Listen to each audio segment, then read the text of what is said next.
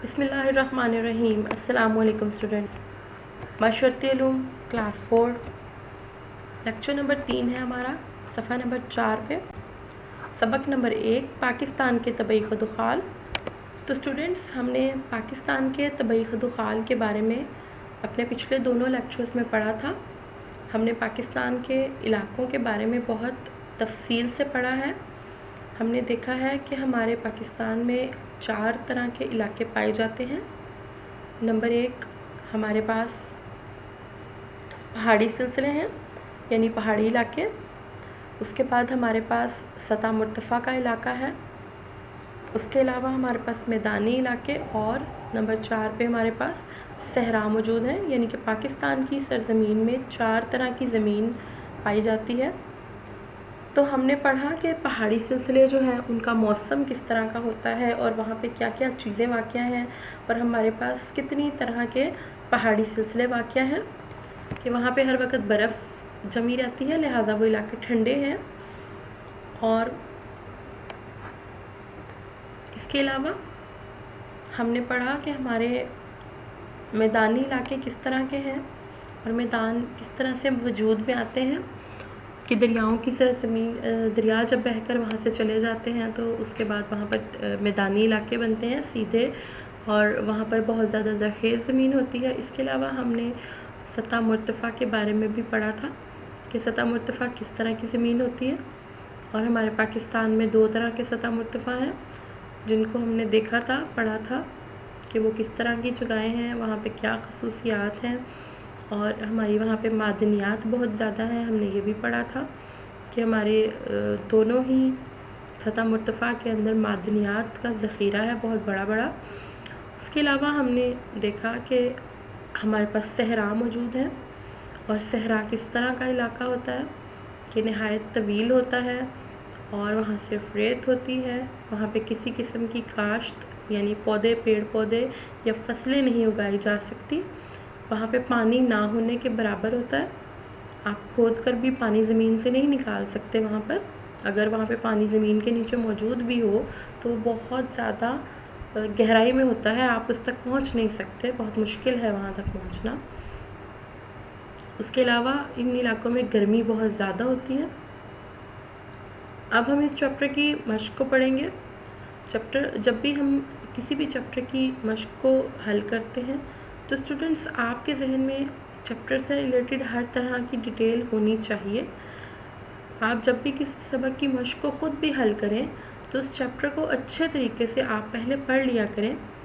اس کے اندر موجود ہر طرح کی چیز جب آپ نے ایک دفعہ پڑھ لی ہوگی تو پھر آپ کو مشق حل کرنے میں کوئی مسئلہ نہیں ہوگا، آپ کو پہلے سے وہ آتی ہوگی۔ تو لہٰذا پچھلے 2 چیپٹرز کو اچھے طریقے سے یاد کریں، اور اس کے بعد آپ مشق کی طرف آئیں تاکہ آپ کو یہ ساتھ کے ساتھ یاد ہوتی رہے۔ خالی جگہ پر کریں۔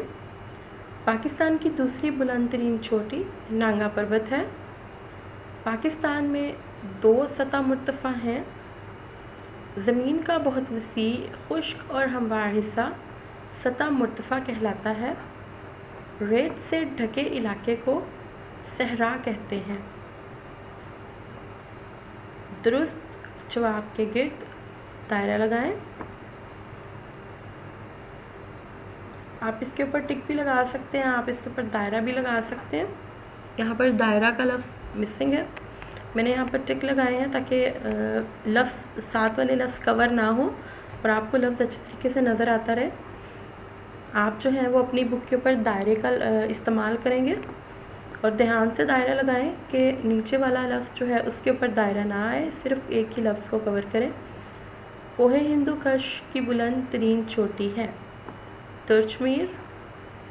نمکین پانی کی بہت بڑی جھیل ہے ہامون مشغیل۔ نانگا پروت چوٹی واقع ہے کوہ ہمالیہ میں۔